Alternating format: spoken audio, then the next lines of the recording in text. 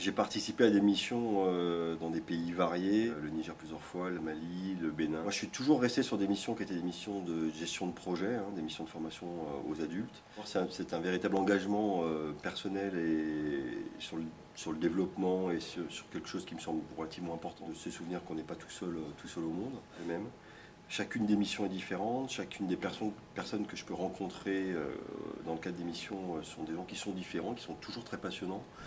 Euh, j'ai le souvenir d'une mission faite 2, 3 années après une autre mission où j'ai eu la chance de pouvoir voir quelqu'un qui avait un projet particulier.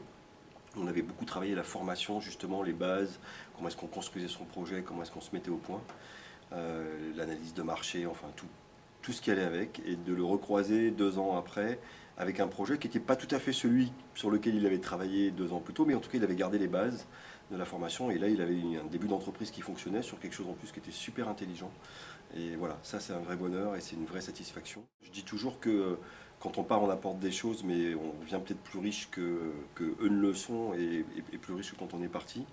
Et que les choses qui frappent le plus les gens qui reviennent, c'est justement cette capacité à avoir des gens qui sont positifs, dynamiques, souriants, qui apportent énormément. Et ça se retranscrit dans l'entreprise d'une manière très simple, c'est que quand je reviens, mon dynamisme, ma joie de vivre, ma manière de désacraliser des choses, de dédramatiser des choses, d'aller plus à l'essentiel, elle est beaucoup plus importante à mon retour qu'elle ne l'était avant de partir.